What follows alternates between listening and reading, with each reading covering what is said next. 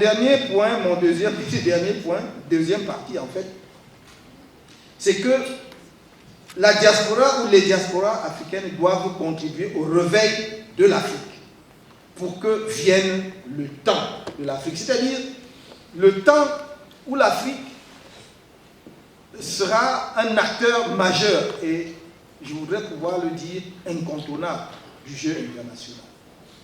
Ce temps, ça se prépare. Je vous ai dit la Chine en une génération. Je peux ajouter l'Inde en une génération. C'est doté de toutes les capacités que vous voyez. La capacité n'est pas seulement dans le domaine militaire, nucléaire et tout cela, encore qu'il faudra y réfléchir un jour, mais c'est d'abord de voir comment les gens arrivent à maîtriser la science et la technologie, à contrôler les leviers de développement économique majeur. Pendant longtemps, personne ne savait qu'un pays comme l'Inde construisait, par exemple, les véhicules, que son domaine de la santé et de la pharmacie était l'un des plus avancés au monde. Aujourd'hui, tout le monde fait le tourisme sanitaire en Inde, n'est-ce pas? Parce que tous les Africains maintenant, si vous regardez le flux, vous savez que l'Inde est aujourd'hui le pays qui maîtrise le mieux la technologie de synthèse de vaccins. Vous avez même en Occident, on envoie en Inde les synthèses. Tout cela, c'est en moins d'une génération. C'est en moins d'une génération. Je vous rappelle que l'Inde a été indépendante en 1947, pas avant 1947. Donc, il faut comprendre que on nous a trop dispersés, on nous a trop éparpillés, on nous a trop opposés. Et en fait, nous nous plaisons là-dedans. Je ne sais pas quel effet, qu'est-ce que ça produit sur le mental d'un Africain d'agiter le drapeau. C'est quoi? C'est un tissu, un morceau de tissu. On vous a dit, vous êtes sénégalais, vous êtes camerounais, et vous dansez, je suis camerounais, je suis sénégalais. Mais c'est quoi? C'est quelqu'un qui a décidé un jour que c'est comme ça. Et ce quelqu'un-là, c'était même pas vous. Et vous êtes incapable de dépasser ça pour dire, nous voulons même redéfinir comment nous voulons nous organiser à l'échelle du continent. Tout le monde sait que nous n'arriverons pas avec nos 54 États dans les contextes actuels. On n'y arrivera pas. Je peux vous le dire. On n'y arrivera pas.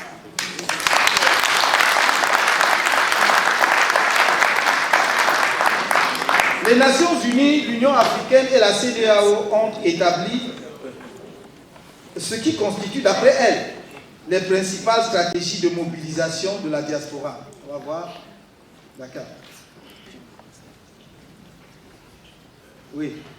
Donc ça, c'est ce que les Nations Unies, l'Union africaine et la CEDEAO appellent les principales stratégies de mobilisation de la diaspora. En examinant le document, je n'y ai trouvé aucune stratégie.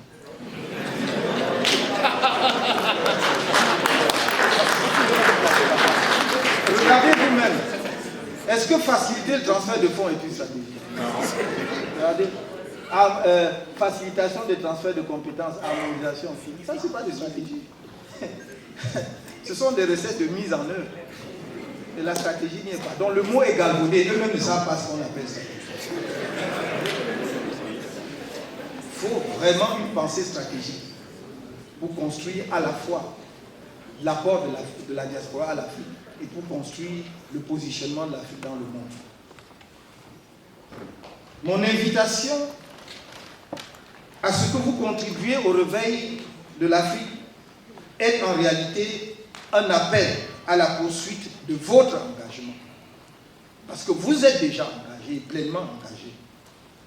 J'en profite donc pour saluer les efforts entrepris dans ce sens depuis toujours par la diaspora. Que de tels efforts aient réussi ou pas, peu importe. C'est sur la fondation de ces efforts que doit se construire la renaissance de l'Afrique.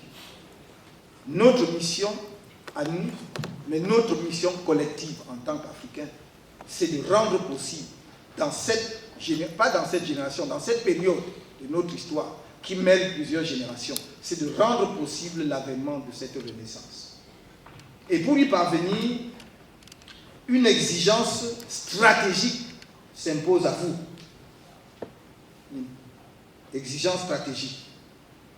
Je vais l'évoquer rapidement avant de partager avec vous quelques éléments nécessaires pour la mise en œuvre de la stratégie en question. Donc, exigence d'une approche stratégique. Cette exigence demande de réfléchir à la rencontre entre les capacités de la diaspora et les ambitions de développement et de rayonnement de l'Afrique. Les capacités de la diaspora d'un côté, les ambitions de développement et de rayonnement de l'Afrique de l'autre côté. Donc les deux doivent être mis ensemble. Cela veut dire la pensée stratégique, ce n'est pas la pensée tactique, ce n'est pas comment on exécute, c'est d'abord définir les objectifs. Il faut définir les objectifs. Et ensuite, se donner les moyens, donc déterminer les moyens. Et mettre en œuvre les moyens suivant un calendrier qui est établi. C'est ça la stratégie. C'est extrêmement important.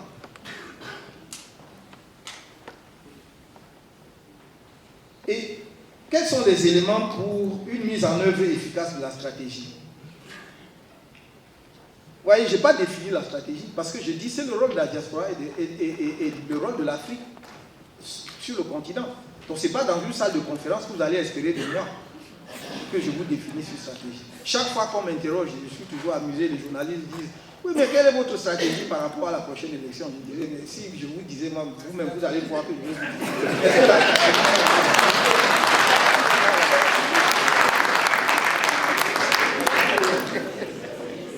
Sur le plan politique, il me semble que un des éléments pour la mise en œuvre d'une stratégie, quelle qu'elle soit, qui sera définie, sera sur le plan politique de régler la question de la plurinationalité et de la participation des Africains de la diaspora à la vie publique dans leur pays d'origine.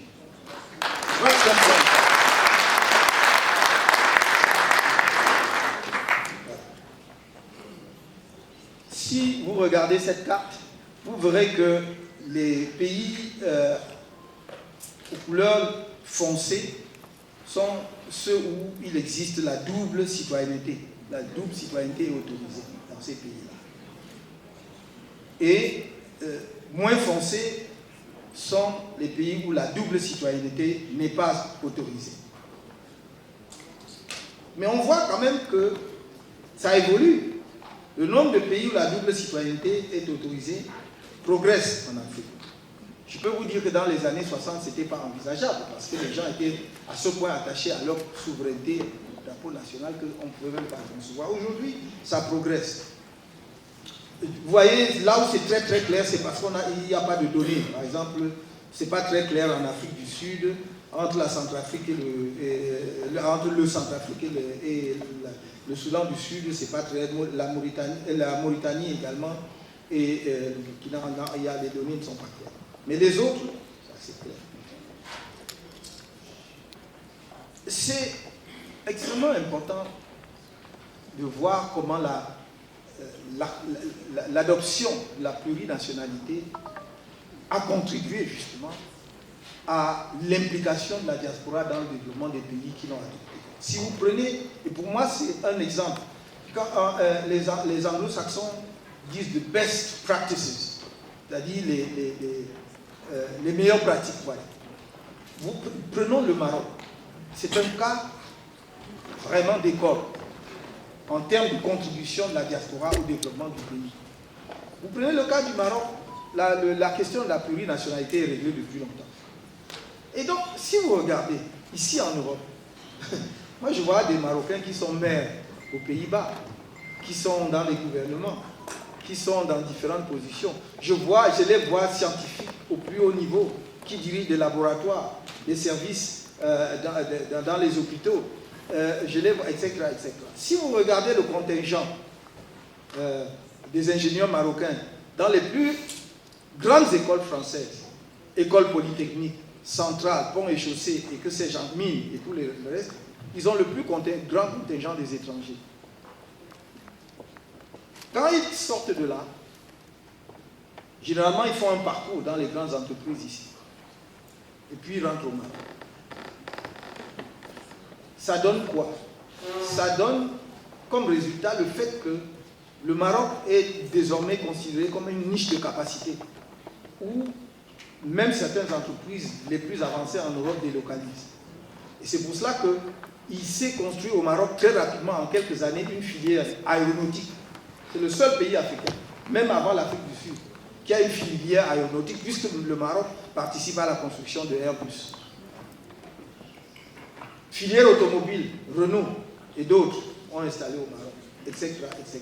Aujourd'hui, le Maroc abrite le plus grand centre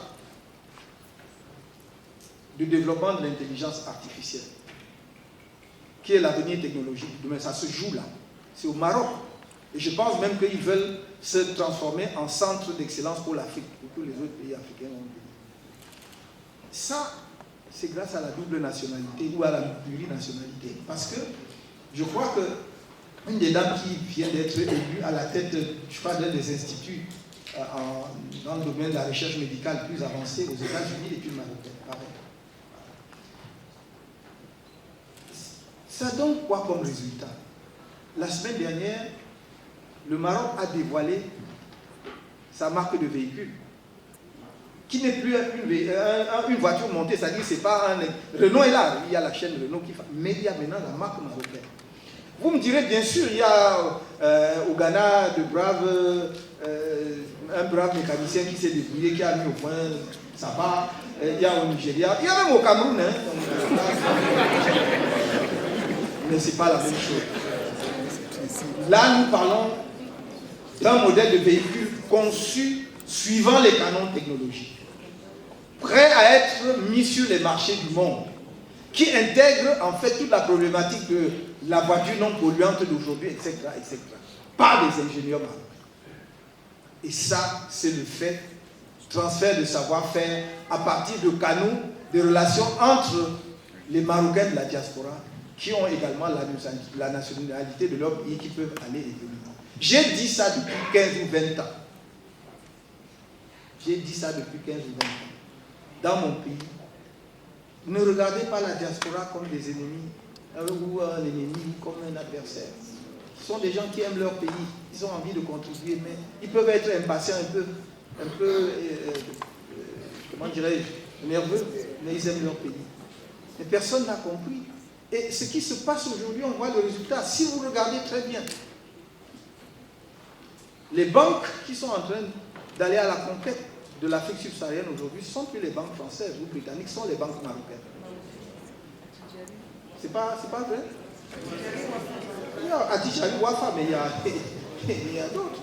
Dans le domaine industriel, l'office chérifien des phosphates, avec la mise en place des usines de production de l'ammoniac et des engrais, il y a tout ça, ça s'est préparé, c'est quelque chose de méthodique. Et le résultat se voit. Or, vous pouvez avoir dans le même temps, pendant longtemps, je me souviens, quand vous regardiez le résultat, par exemple, des entrées à Polytechnique, ça, c'est pas pour faire un chauvinisme national.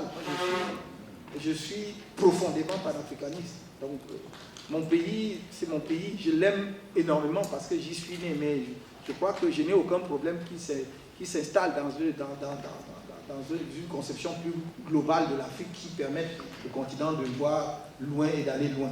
Mais je citerai cet exemple, je disais que pendant longtemps, après les Marocains, dans les grandes écoles françaises, c'était les Camerounais. Les premiers diplômés de l'école polytechnique, qui est l'école, qui était la crème avant, dans les écoles d'application que sont mines, ponts et chaussées et tout ça, c'était Camerounais. Même le général commandant l'armée de l'air du Cameroun qui est décédé, il sortait de Polytechnique. Et tout le reste. Mais qu'est-ce qu'on en a fait? Il y a même un célèbre polytechnicien chez nous, bon, qui... Et qui dit... Je ne vais pas donner l'impression de... Bon. Mais non, ce n'est pas lui qui est en cause. C'est pas lui qui est en cause. On ne l'a pas utilisé à la mesure de son talent. Et moi, ça, je le déplore. Il peut avoir fait des... On ne l'a pas utilisé à la mesure de son talent. Vous n'avez pas, dans un pays comme le Cameroun, dans les années 1970, dans la première décennie des indépendants, des gens qui sortent de Polytechnique ici, on les malmène au point où ils oublient qu'ils ont été à l'école. Donc le problème est là. Le problème est là. J'en ai vu, et là je parle, je pourrais, puisque vous avez cité celui-là, un autre ingénieur des mines qui a été emprisonné à Tcholiré pendant combien d'années? Qui a écrit un livre sur les mathématiques et le football. Si vous voulez, je ne vais pas donner de nom ici, je ne suis pas là pour faire la publicité. Mais sachez que le problème, donc, lorsque vous êtes face à cette situation, où des individus émergent par eux-mêmes, brillent, mais sans être dans un projet, ça ne donne rien. Alors on va vous dire, oui, je suis fatigué d'entendre dire, oui, la première Camerounaise, elle est allée à la NASA. Elle est à la NASA. Ils vont à la Lune. Pourquoi ils s'arrêtent seulement à la Lune? Le problème, c'est qu'ils entrent dans quel projet? Ils entrent dans quel projet pour l'Afrique?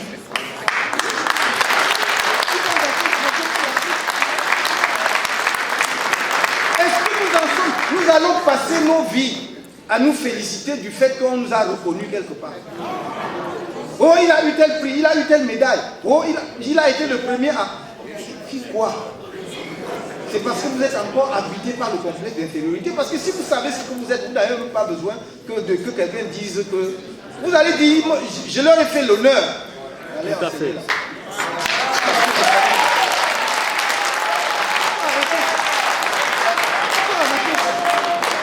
Nous nous sous-estimons et puis nous sommes étonnés qu'on nous sous-estime. Donc voilà vraiment le problème que j'ai. C'est créer la possibilité pour la diaspora.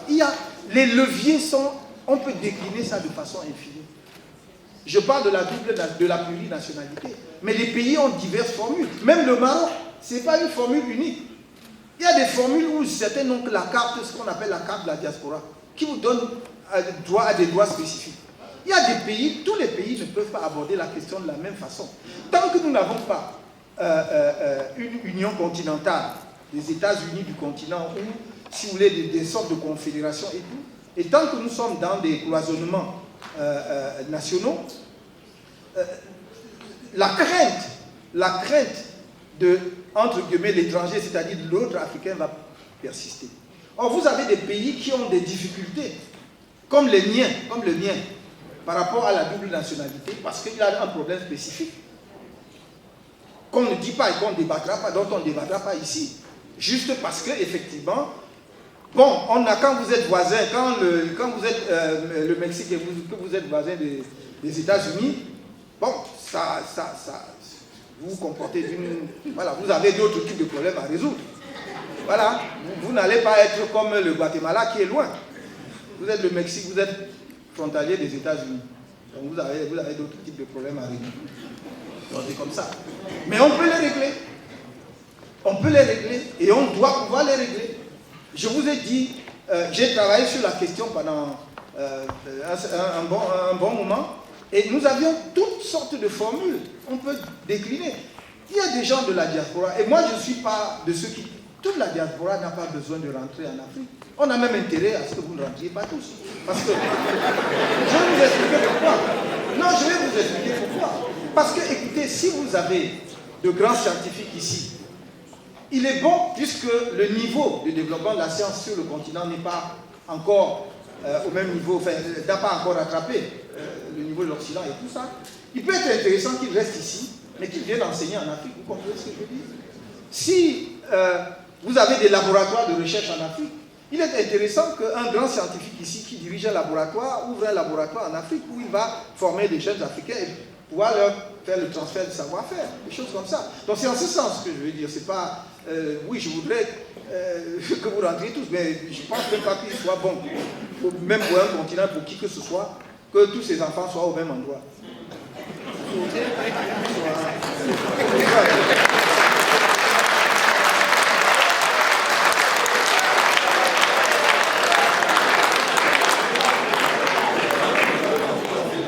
Mais votre présence partout doit être autant de ponts.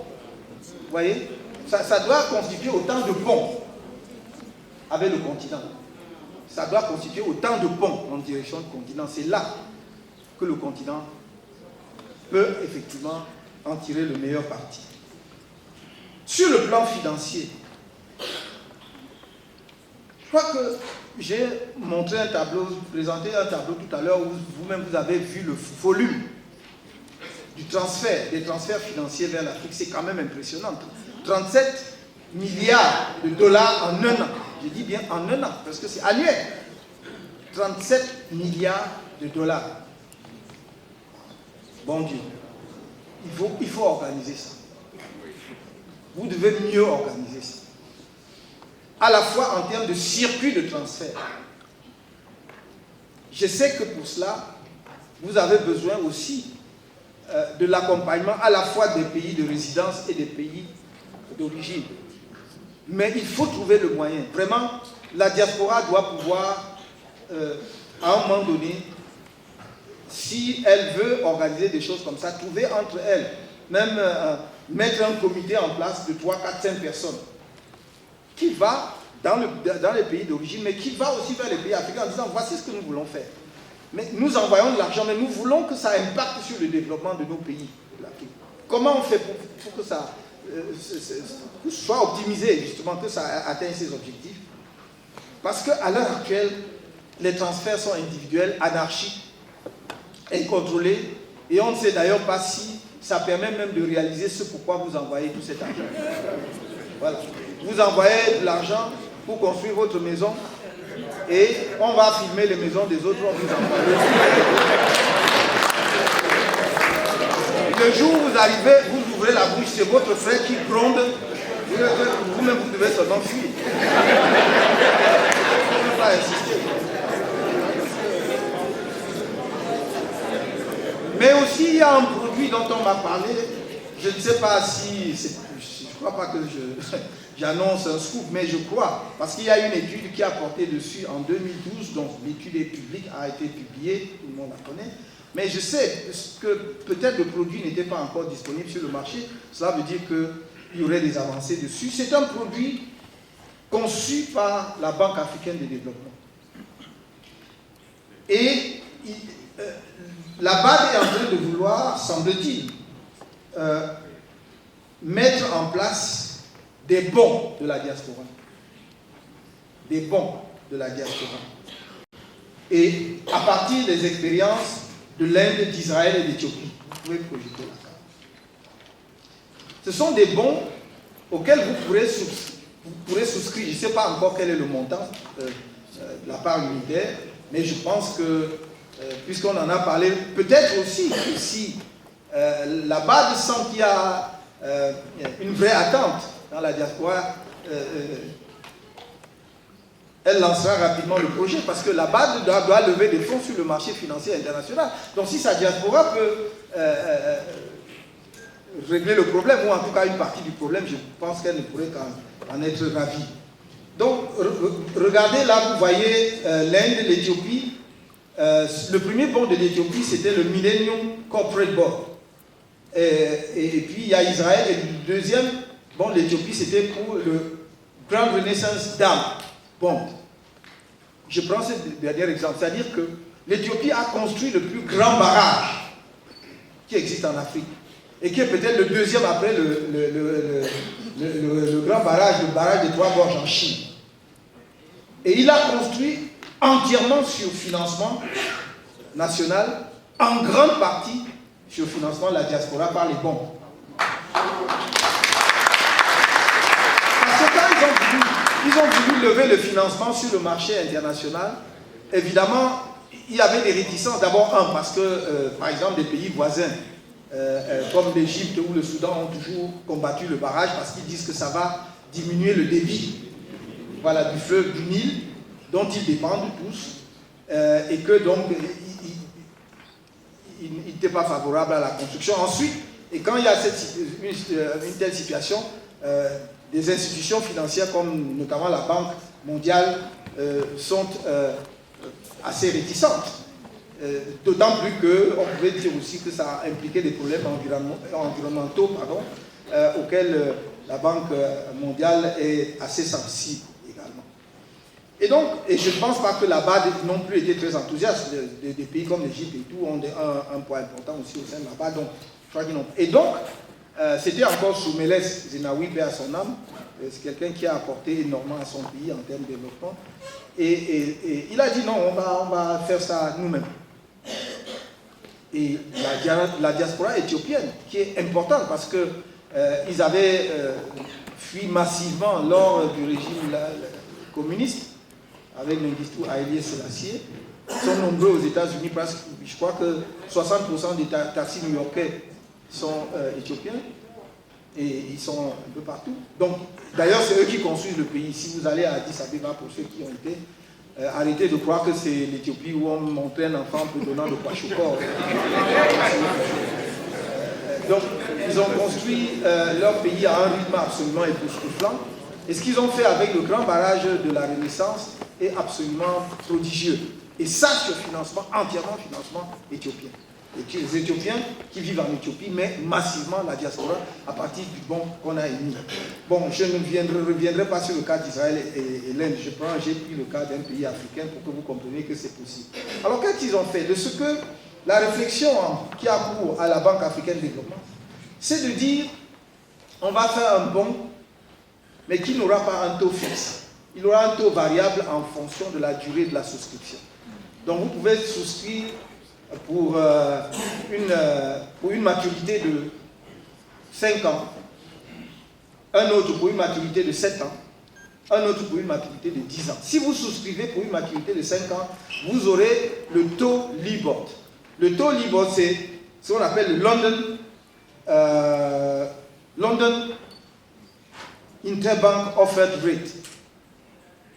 Donc c'est le taux interbancaire tel qu'il est fixé à Londres. Donc ce sera ce taux-là, plus en plus. Vous voyez, vous pouvez mettre le deuxième tableau s'il vous plaît.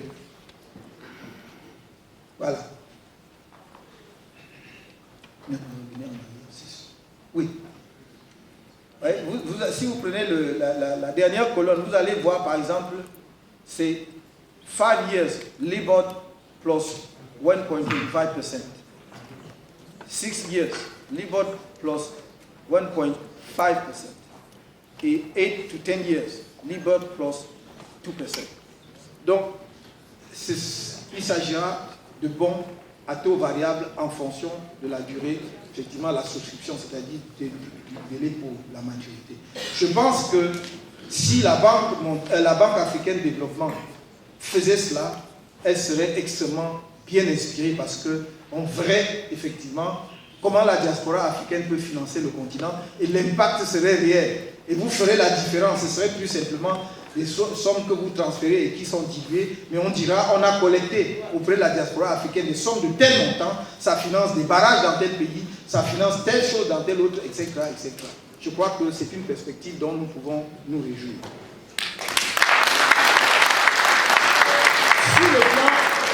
Sur le plan scientifique et industriel, je crois que nous devons, et la diaspora doit cibler les secteurs, les filières ou les domaines prioritaires. Vous êtes à l'extérieur.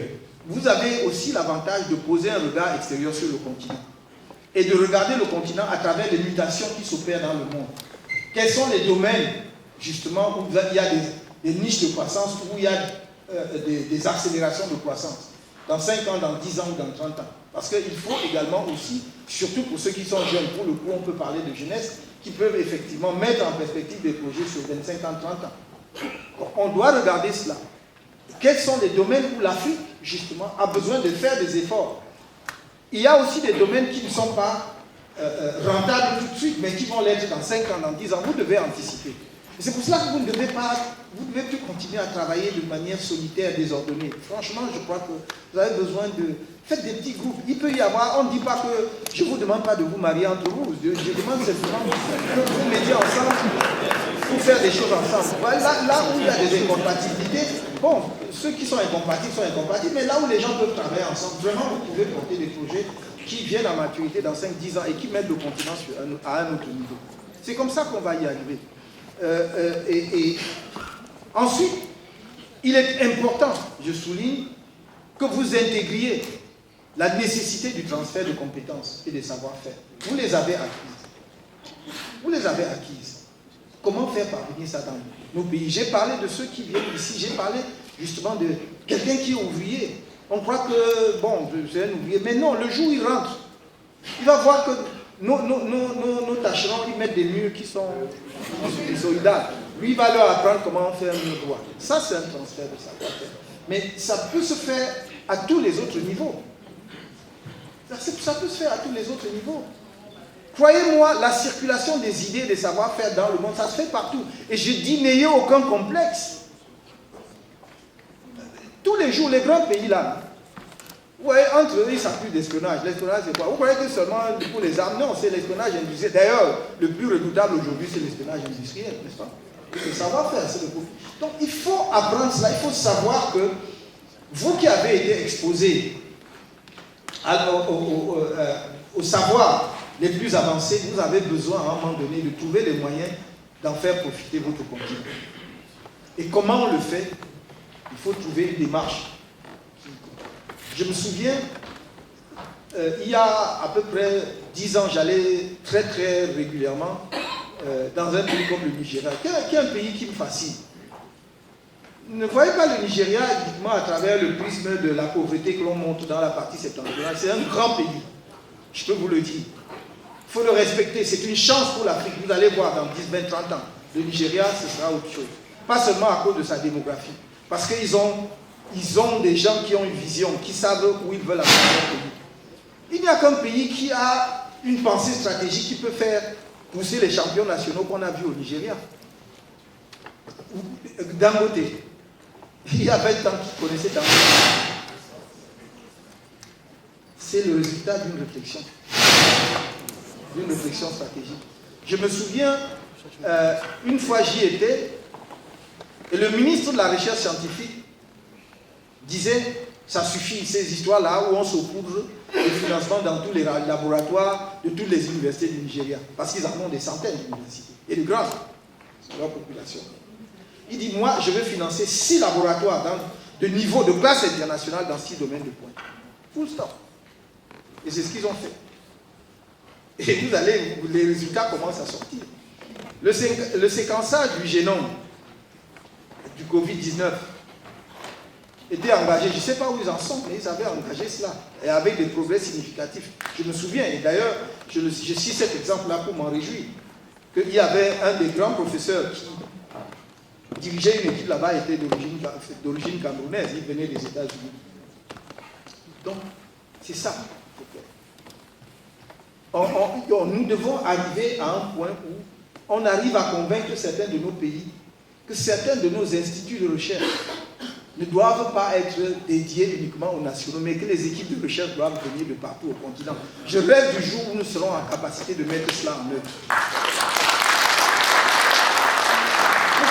Franchement, dites-moi, pourquoi est-ce qu'un jeune burkinabé talentueux, un jeune Kenyan talentueux ne viendrait pas dans un laboratoire de pointe faire de la recherche au Cameroun, alors que, vous voyez, on va tout mettre en œuvre pour qu'il aille à Londres ou à Harvard ou à MIT, etc. Vous voyez? Est-ce que ça a du sens?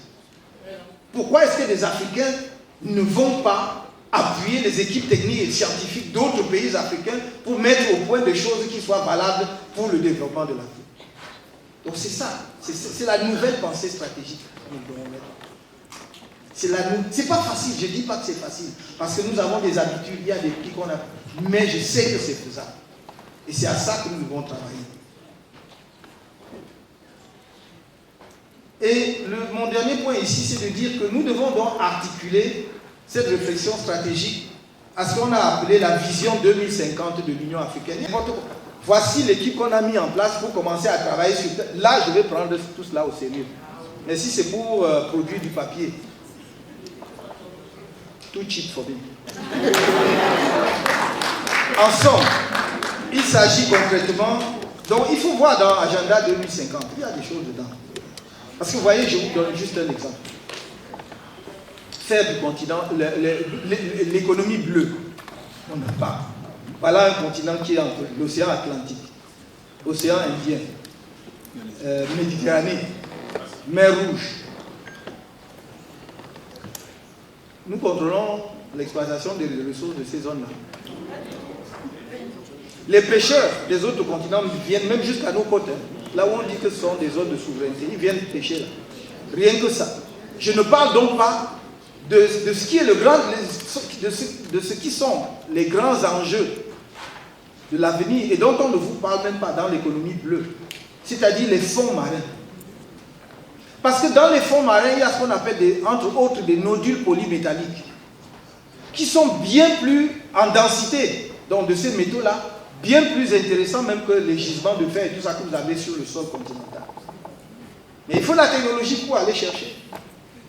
Comment nous faisons? Maintenant, on fait des forages en mer profonde. Là où on trouve les plus importants gisements pétroliers, c'est plus proche des côtes. C'est les forages en mer profonde.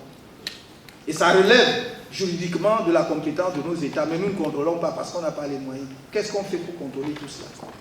Et je ne parle même pas de l'aspect environnemental avec les ressources halieutiques. Chacun vient se servir. Vous voyez les côtes mauritaniennes et sénégalaises qui sont les plus poissonneuses, parmi les plus poissonneuses au monde. On vous dit chaque année qu'on a signé des accords avec l'Union européenne pour qu'ils viennent pêcher. Et ils viennent pêcher. Pourquoi ils n'ont jamais fait une usine de sardines au Sénégal? Ils prêchent. Déjà ils pêchent, ils ramènent. Même faire seulement l'usine. Donc il y a un problème. Donc c'est pour dire la diaspora doit réfléchir. Où est-ce qu'on va? Qu'est-ce qu'on veut faire? En somme, donc il s'agit concrètement de s'inspirer des meilleures expériences sur le continent africain. Je vous ai cité le cas du Maroc. Et en dehors du continent africain, sur le plan scientifique, je vous ai cité le cas d'Israël, je ne m'étendrai pas. Je vous ai dit c'est la diaspora israélienne, basée aux États-Unis, qui a fait le transfert en Israël et a fait d'Israël l'une des puissances scientifiques au monde. Je dis bien puissance scientifique au monde. Avant même qu'il ne devienne la Start-up Nation dont tout le monde parle. Mais dès les années 48, quand on vient de créer Israël, ils mettent en place l'Institut Weizmann. Allez taper, vous pouvez faire Google, voir le nombre de prix Nobel sortis de l'Institut Weizmann. C'est la diaspora. Sur le plan technologique et industriel, la Chine. Quand la Chine a fait les 6 zones de développement économique spécial, les 6 zones, dont l'une était en face de Hong Kong, l'autre en face de Macao, l'autre, je crois, à Shenzhen, etc. C'est Deng Xiaoping qui est l'artisan de cela. C'est qu'il dit, le pays est encore arriéré. Nous sommes encore vraiment sous l'idéologie maoïste dure. Mais nous allons créer en quelque sorte des enclaves de développement technologique où nous allons permettre à nos talents de pouvoir s'épanouir. Et vous savez comme moi que les Chinois sont partout dans le monde. D'ailleurs, ils sont tellement attachés à leur culture quand ils viennent, quand ils contrôlent tout un quartier, ils construisent tout sur une porte. Oui, non, vous allez à San Francisco, en Californie, Los Angeles et tout ça, vous allez voir ça ici, dans le 13e. Vous allez voir ça, donc je n'invente, en Afrique du Sud, partout. Donc dès que c'est important, bon, c'est là que je... Donc, ce sont des circuits terribles où on brasse des sommes fortes. Mais c'est un lieu aussi de ressourcement où ils se retrouvent. Et sur ces zones, ces 6 zones, vous croyez que la technologie est venue d'où? Et le financement de cette technologie. Ce sont les Chinois de la diaspora qui avaient de l'argent.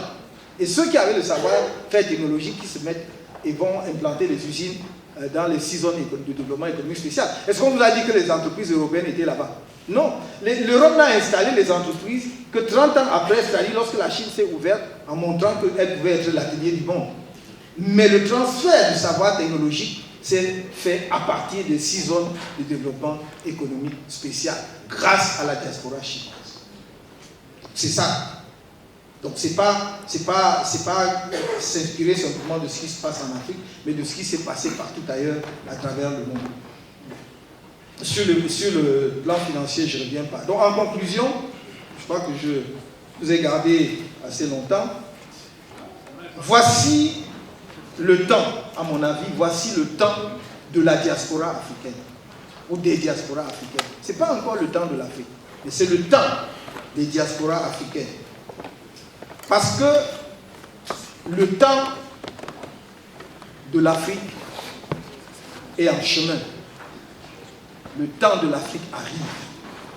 Et parce que sa diaspora, effectivement, a pris conscience d'elle-même et des enjeux du monde, elle doit préparer justement l'avènement de ce temps de l'Afrique. Comme ce temps, je vous l'ai dit au début de mon exposé, de l'Afrique, pour moi, doit avoir lieu au XXIe siècle. Et nous devons cibler la deuxième moitié du XXIe siècle. Évidemment, je ne serai plus là. Mais nous devons justement, l'avantage et la force des autres, c'est qu'ils pensent leur pays et leur continent dans le long terme, et non pas par rapport à leur misérable vie. Donc, nous devons penser l'Afrique de la deuxième moitié du XXIe siècle, dès à présent, pour nous positionner pour que vienne justement le temps de l'Afrique.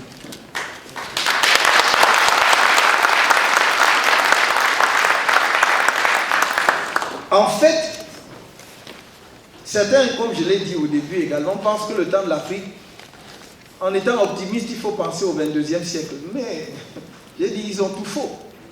Parce que le talent que je vois sur notre continent, la soif que je vois sur notre continent, la réappropriation de l'histoire du continent par ses enfants, la réappropriation de la culture et de la spiritualité du continent par ses enfants, me donne beaucoup d'optimisme et de foi dans notre capacité à aller plus vite que personne ne peut l'envisager.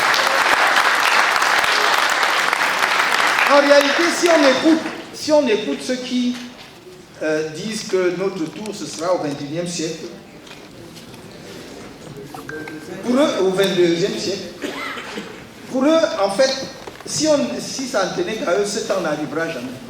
Vous voyez? Je peux vous le dire. C'est aux Africains de développer leur propre pensée stratégique à partir de la place qu'ils veulent occuper dans le monde et à partir de quel moment ils veulent être un acteur majeur du jeu global. C'est ça. Quel plan voulons-nous avoir dans le monde et à partir de quand? Ce n'est pas de dire oui, nous voulons être... Non, ça c'est bavardage.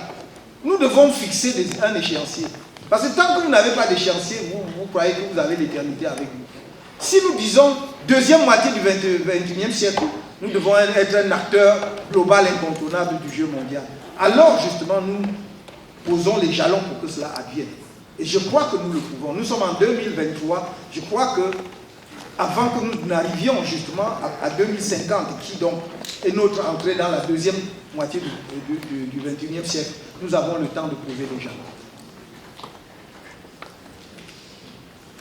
La diaspora africaine doit participer, peut-être même initier cette réflexion stratégique de façon organisée et dans les cadres appropriés et non sur les plateaux de télévision, même pas dans les livres ou les réseaux sociaux, comme certains ont tendance à le faire. Car toute vraie pensée stratégique n'est connue que de ceux qui doivent la connaître.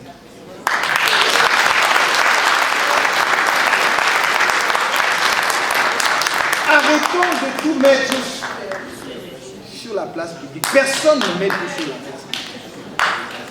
Je comprends que des scientifiques africains soient frustrés et que tels disent « Oui, mais moi j'avais inventé telle chose, la formule c'est telle chose pour montrer qu'il est scientifique parce qu'il veut convaincre. » Tu es en train de donner l'information à l'autre. On n'a pas besoin de ça. Si le contexte africain actuel ne te permet pas de le transmettre, ne transmets pas. Nous devons apprendre à être stratégistes. Je ne dis pas stratège parce que tout le monde dit je suis stratège. Oui. Et encore qu'on n'est pas stratège si on applique ça à la logique militaire. On ne vous appelle stratège que si vous avez gagné au moins une guerre. Sinon, vous êtes stratégiste, pas stratège. Stratège de rien du tout. Donc, il faut que nous appelions.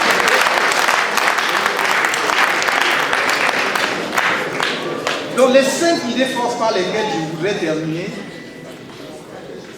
que je voudrais modestement et humblement vous proposer comme étant les 5 semences que je mets entre vos mains pour continuer votre tâche historique dans le champ de la renaissance de l'Afrique.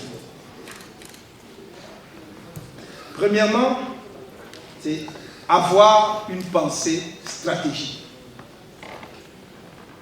pour définir des ambitions, fixer des objectifs et les moyens de la réalisation de ces objectifs. Donc, avoir une ambition, avoir une pensée stratégique. Deuxièmement, se mettre en réseau. Se mettre en réseau afin de créer des synergies d'action efficaces. Troisièmement, identifier les domaines d'action prioritaires pour le transfert des compétences et des savoir-faire.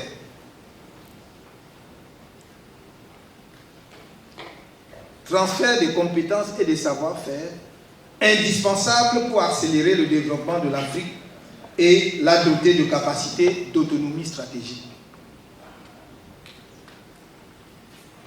Quatrièmement, contribuer à l'émergence sur le continent des champions africains dans le secteur privé et dans les autres espaces prioritaires. La diaspora doit contribuer à l'émergence sur le continent de champions africains. Visez d'abord le continent. Il a 1,2 milliard, 1,3 milliard, bientôt 1,4 milliard. Certes, son pouvoir d'achat est encore faible, mais il y a une classe moyenne montante.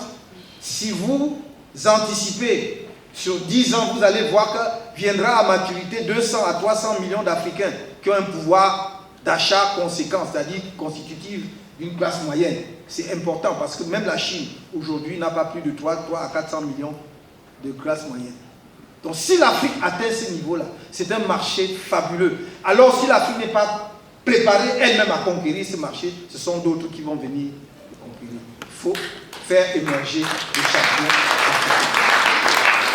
Par une stratégie d'investissement à la fois de substitution et d'innovation sur le continent. C'est-à-dire quoi?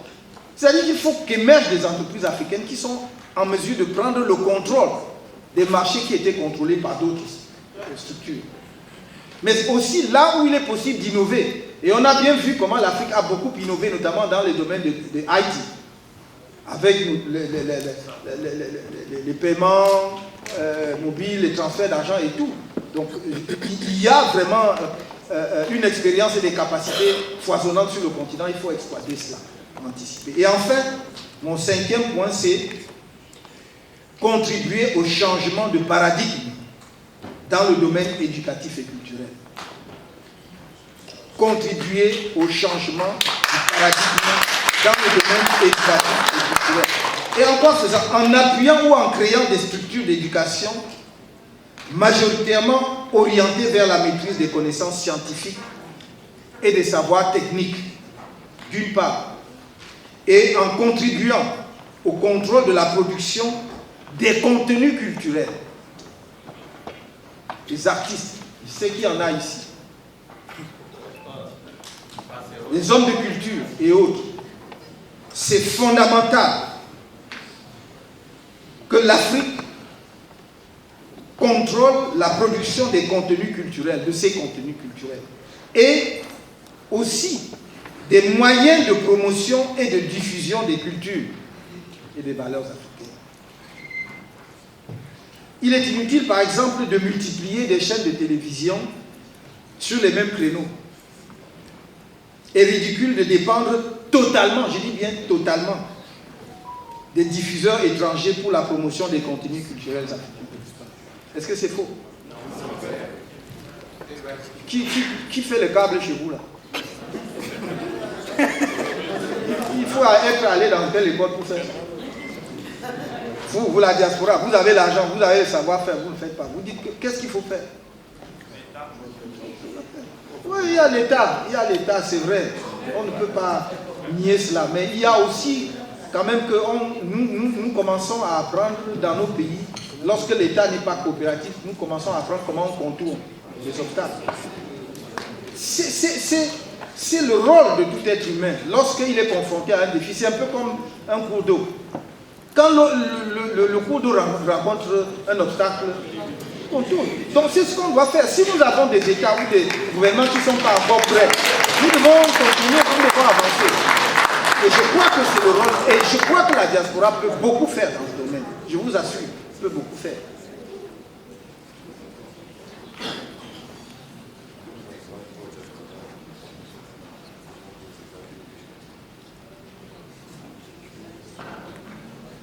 Chers amis, mesdames et messieurs,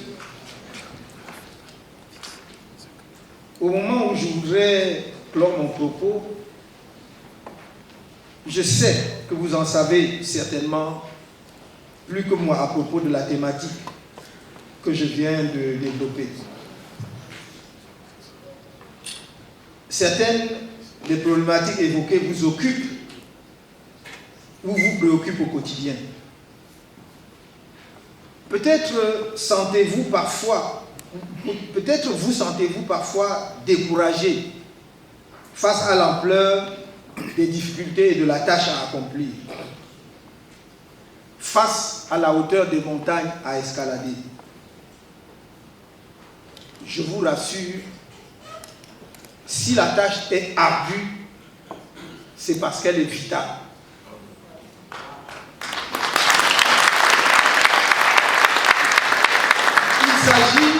Il s'agit en effet ni plus ni moins que de la renaissance, de l'incarnation africaine de notre humanité. Je ne vais pas ici trop m'étendre pour rappeler ce que tout le monde sait aujourd'hui, que l'Afrique, berceau de l'humanité, porteuse de brillantes civilisations, que l'on a voulu occulter, retrouve ses origines.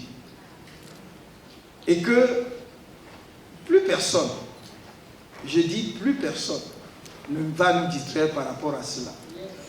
Et donc, il est important que sur cet élan, nous comprenions que quand nous parlons de renaissance, et je ne suis pas le premier à en parler, je me souviens que le président Thabo Mbeki, quand il était à la tête de l'Afrique du Sud, avait déjà également parlé de renaissance de l'Afrique, que le président Abdoulaye Wade a même baptisé un monument, l'un des plus grands monuments du Sénégal, de Dakar, monument de la Renaissance. Donc l'idée est là. Si justement ces aînés y avaient déjà pensé, c'est qu'il y a quelque chose de souterrain qui se passe.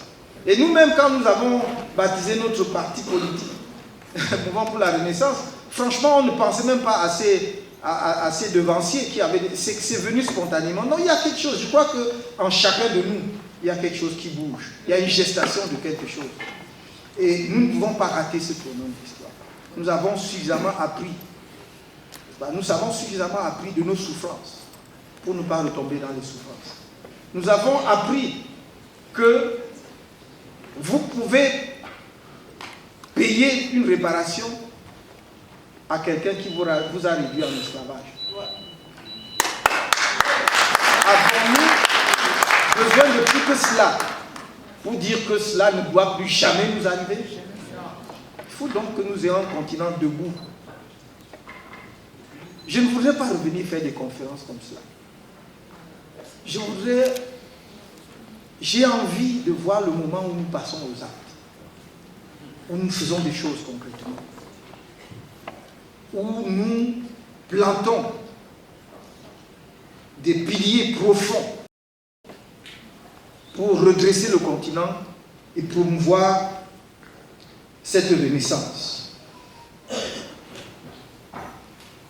Le temps de la diaspora est arrivé, et comme je l'ai dit, je le sens, et je sais que vous le sentez. Notre mission à nous est de porter à manifestation, dans ce temps-ci, la renaissance, Et au cœur de cette entreprise se trouve la diaspora. Vous avez quitté le continent, mais vous le portez en vous. Vous avez vu le monde. À vous de transformer le continent. L'une des semences que j'ai placées entre vos mains tantôt, vous invitez à penser de manière stratégique. Pour que cette pensée soit créatrice, il va sans dire qu'elle doit trouver sa source au plus profond des richesses spirituelles, culturelles et autres qui font la matrice de notre continent. L'essentiel est parti de l'Afrique. Et on vous l'enseigne aujourd'hui comme si ça venait d'ailleurs. L'essentiel est parti de l'Afrique.